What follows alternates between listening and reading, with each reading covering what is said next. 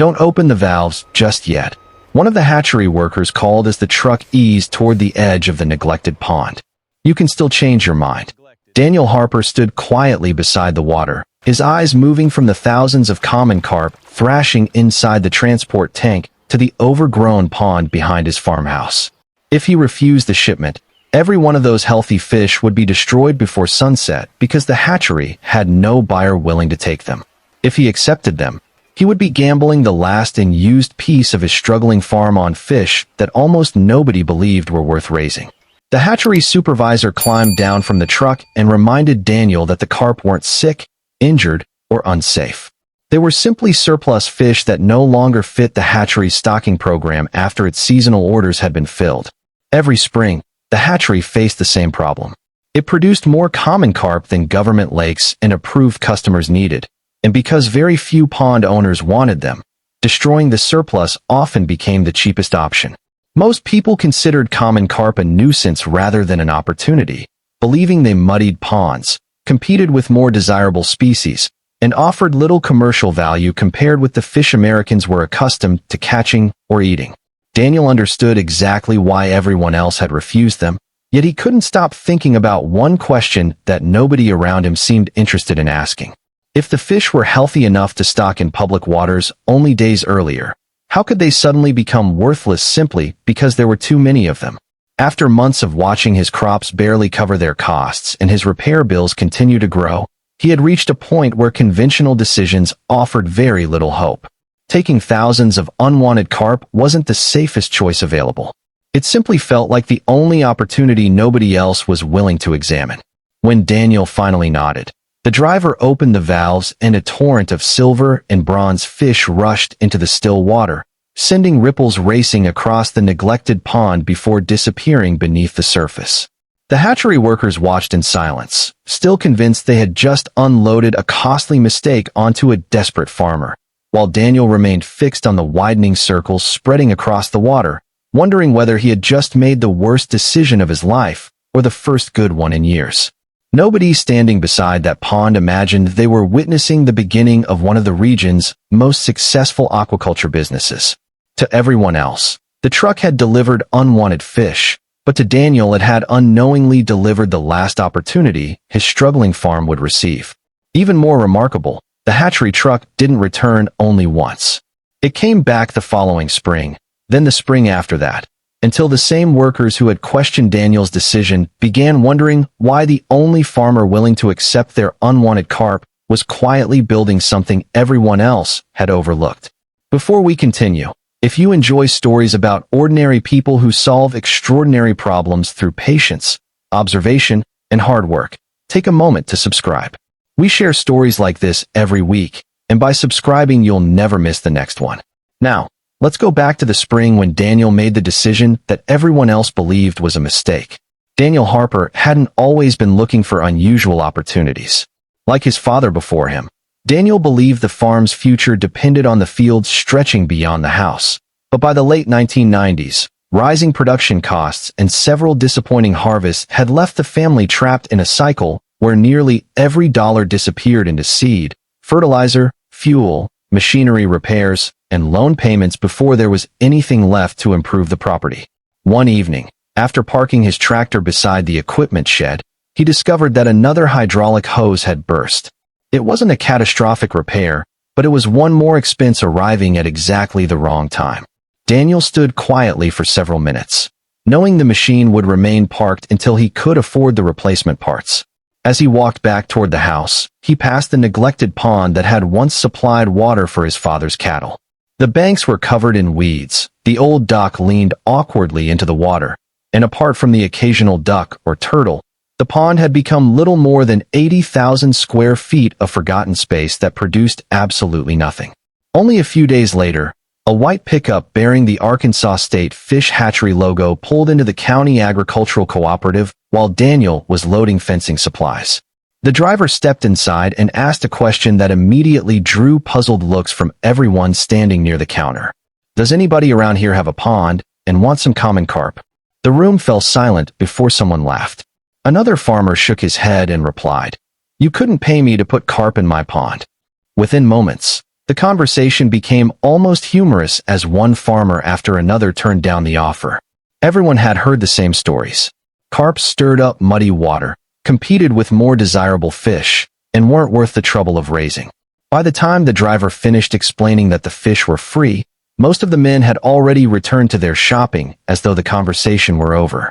Daniel was the only person who hadn't walked away.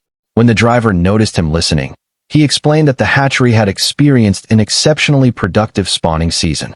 The fish weren't sick or defective, and they hadn't failed any inspection. The problem was far simpler than that.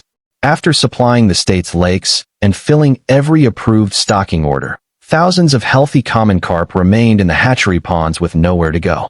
Keeping them required feed, labor, oxygen, and space that would soon be needed for the next generation of fish. Unless someone accepted them, the hatchery would have no practical choice but to destroy them. Daniel frowned. So they're healthy? Daniel asked. The driver nodded. Healthy enough to stock, but if nobody takes them, they'll be destroyed before the week is over. The answer stayed with him for the rest of the drive home. That evening, Daniel stood beside the neglected pond once again, studying water he had ignored for years.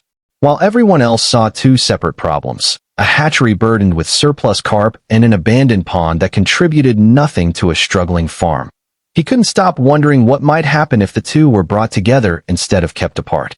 He couldn't answer that question from the edge of the pond because the only way to discover the truth was to take the same risk every other farmer in the county had already rejected.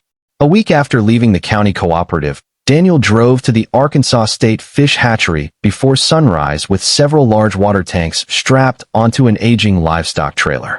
As workers transferred thousands of healthy common carp into the containers, he noticed how differently everyone viewed the same fish. To the hatchery employees, they were a seasonal problem. To Daniel, they were a chance that might never come again, even though he had no idea whether accepting them would save his farm or push it closer to failure. The first few weeks gave Daniel every reason to believe he had made the right decision. Each morning before heading to the fields, he scattered feed across the pond and watched more carp rise to the surface than the day before. The neglected pond suddenly seemed full of life, and years later he would admit that his confidence had arrived long before his experience. By midsummer, the weather turned relentlessly hot. The afternoons seemed heavier, the wind became less frequent, and a thick layer of green algae slowly spread across sections of the pond. Daniel noticed the changes but assumed they were simply part of another Arkansas summer. Then one humid morning, before the sun had fully cleared the trees, he walked toward the water carrying a bucket of feed and felt his stomach tighten. Dozens of carp floated motionless along the shoreline while others struggled weakly near the surface, opening and closing their mouths as though the pond itself had forgotten how to breathe. The loss hit harder than Daniel expected because it wasn't simply the fish he saw drifting across the water. He saw months of hope disappearing with them.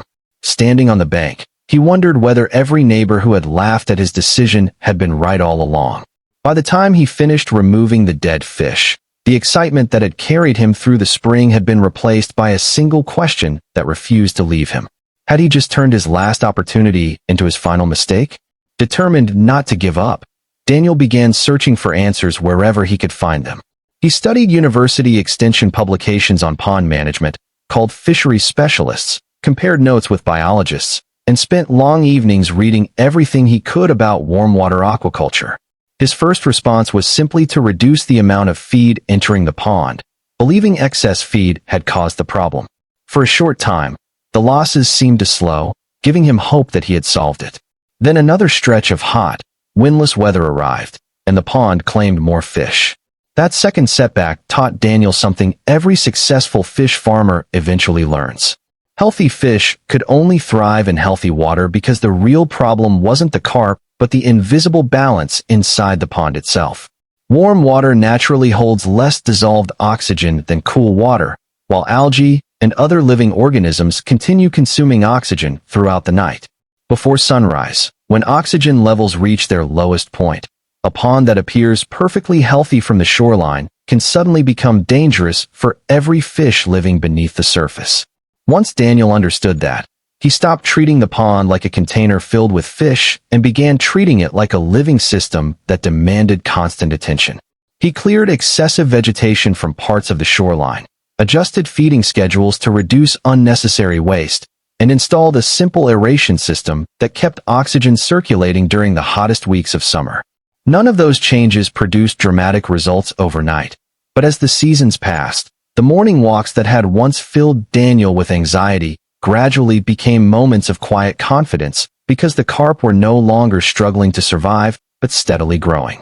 That autumn, Daniel harvested only a portion of the pond because he still wasn't certain how many fish the local market would accept. The income wasn't enough to erase years of financial pressure, but when Daniel held the first payment in his hands, he realized that, for the first time in years, a part of the farm everyone, including himself, had dismissed as worthless was finally generating income. A few days later, one of the same farmers who had laughed at the hatchery's offer slowed his pickup beside the property and watched hundreds of carp rise calmly to the surface as Daniel scattered feed across the water. After standing there for several moments, the man finally admitted, "I honestly thought those fish would have been dead by now." Daniel smiled politely because he had learned what the pond had been teaching him from the beginning. Success hadn't come from accepting free fish, but from refusing to stop learning after his first mistake. The unwanted carp had created the opportunity, but understanding the water beneath them had turned it into the first genuine profit his farm had seen in years. When the first harvest finally ended, Daniel spread the sales receipts across his kitchen table and quietly added the numbers twice before allowing himself to believe them. The payment wasn't large enough to erase the farm's debts or replace aging equipment, but it proved something far more important. For the first time in years, a neglected part of the farm had generated a genuine profit, proving that the idea everyone had dismissed actually worked. Daniel quickly realized, however, that growing healthy carp and building a successful business were two very different challenges. Producing fish required understanding water, but selling fish required understanding people, and that lesson arrived almost as quickly as the first payment. Several local restaurants politely declined his offer because carp wasn't a species their customers regularly ordered. Grocery stores showed little interest, and seafood distributors encouraged him to raise fish they considered easier to sell. After weeks of hearing one rejection after another, Daniel returned home with healthy fish still swimming in his hauling tanks and the uncomfortable realization that he had solved only half of the problem. Instead of trying harder to convince people who had never wanted carp, Daniel began searching for people who already did. His weekends gradually turned into long drives across Arkansas and neighboring states as he visited live fish markets, specialty seafood wholesalers, and communities where carp had remained a familiar part of family traditions for generations. During one of those trips, he arrived before sunrise at a wholesale seafood buyer who agreed to inspect his fish before making any promises.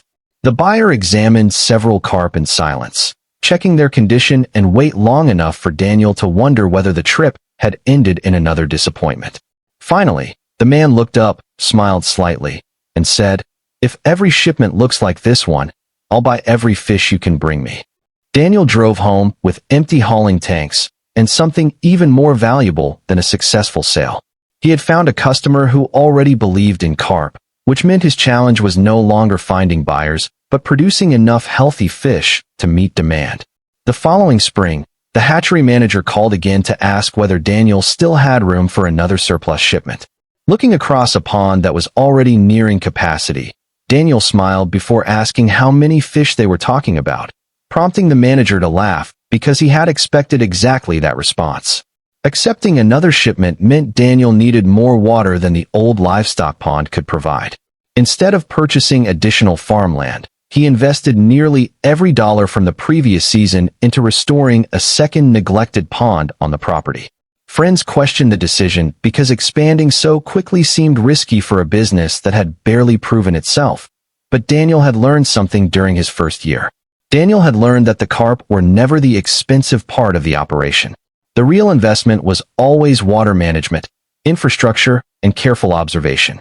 As production increased, Daniel reached another point where determination alone was no longer enough. Harvest days that he had once managed by himself now required more hands than one person could provide, so he hired a local farm worker to help with feeding, pond maintenance, and harvesting. It wasn't a large workforce, But watching someone else earn a paycheck from a pond that had once produced nothing reminded Daniel that the business was beginning to support more than just his own family. Year after year, the pattern repeated itself with quiet discipline. Daniel refused to expand until each pond consistently produced healthy fish, satisfied customers, and dependable income. He kept detailed records of water temperatures, oxygen levels, feeding schedules, growth rates, and harvest weights because every season taught another lesson to anyone willing to notice it. While competitors searched for shortcuts, Daniel kept improving the system that lay beneath the surface, believing that strong businesses were built by repeating small successes rather than chasing spectacular ones. Nearly 6 years after the first truck had delivered unwanted carp to the farm, the hatchery manager turned through the gate with another shipment and immediately noticed something different. Every pond on the property was already full. Aerators hummed steadily across the water. Employees prepared fish for delivery, and transport trucks waited beside the loading area to carry harvests to customers who had placed orders weeks in advance. The manager climbed down from his truck, looked across the farm, and shook his head with a smile. "I remember when we couldn't find a single farmer willing to take these fish," he said. "Now I'm hoping you've still got room for them." Daniel smiled before answering. "I'll always make room," he replied, "because everyone else is still looking at the fish. I'm looking at the opportunity." As another load of unwanted carp disappeared beneath the surface, the hatchery manager realized the relationship had quietly reversed. Years earlier, Daniel had depended on the hatchery for fish. Now the hatchery depended on Daniel to solve a problem everyone else still treated as waste, completing a remarkable reversal that neither side could have imagined when the first truck arrived. Nearly 10 years after the first hatchery truck rolled onto his property carrying a load of fish that almost nobody wanted, Daniel received another early morning phone call from the hatchery manager. The reason sounded familiar. Another unusually large surplus of healthy common carp remained after the spring stocking season, and the hatchery once again needed somewhere for thousands of fish before the next production cycle began. The manager admitted that Daniel was the first person he had called because experience had taught him that no one understood the value of those unwanted fish better than the farmer who had built an entire business around them. Daniel listened quietly before looking across his property. The neglected pond that had once seemed like an expensive burden had long since become the center of a thriving aquaculture operation surrounded by several additional production ponds. Every pond already served a purpose, with some holding young fish, others preparing for harvest, and the rest reserved for breeding stock. Accepting another shipment was no longer as simple as it had been during the early days, because every pond was carefully managed, every harvest had already been scheduled, and customers across several states were expecting deliveries within the coming weeks. Rather than giving the quick answer he might have offered years earlier, Daniel spent the rest of the morning walking from pond to pond, reviewing harvest schedules with his employees, checking water conditions, and calculating how quickly one of the larger ponds could be harvested without disrupting the business he had spent years building. Experience had taught Daniel that successful farming depended on careful decisions because solving today's problem meant little if it created a larger one a month later. By the afternoon, Daniel had adjusted several harvest dates, confirmed deliveries with longtime buyers, and prepared enough space to safely receive another shipment. When he called the hatchery manager back, he explained that the ponds would be ready, and the relief in the manager's voice was impossible to miss because the hatchery had gradually come to depend on Daniel whenever a seasonal surplus threatened to overwhelm the facility. Later that day, the familiar hatchery truck slowly turned through the entrance once again, but the view waiting beyond the gate looked nothing like the property the driver remembered from nearly a decade earlier. The broken fences had disappeared. Neglected water had become a carefully managed network of productive ponds. Aerators quietly turned beneath the surface. Employees prepared fish for delivery, and transport trucks waited to carry harvests to customers who had placed orders weeks earlier. After climbing down from the truck, the hatchery manager stood silently for a few moments before admitting that he still found it remarkable that everything surrounding him had grown from fish that almost nobody had wanted to keep. Most people spend their lives waiting for valuable opportunities to appear, but Daniel discovered that the greatest opportunities often arrive looking completely worthless because the difference is rarely the opportunity itself. It's the willingness to recognize value where everyone else sees only a problem. If this story reminded you of a time when someone turned an overlooked opportunity into something extraordinary, we'd love to hear about it in the comments. Stories like these remind us that wisdom often comes from paying attention to the things others ignore. And if you enjoy true-to-life stories about ordinary people whose patience, experience, and determination changed their lives, consider subscribing and joining us for the next one. Thank you for spending part of your day with us here on American County Story, where every field, every workshop, every pond, and every forgotten corner of rural America has a story worth telling. We'll see you in the next one.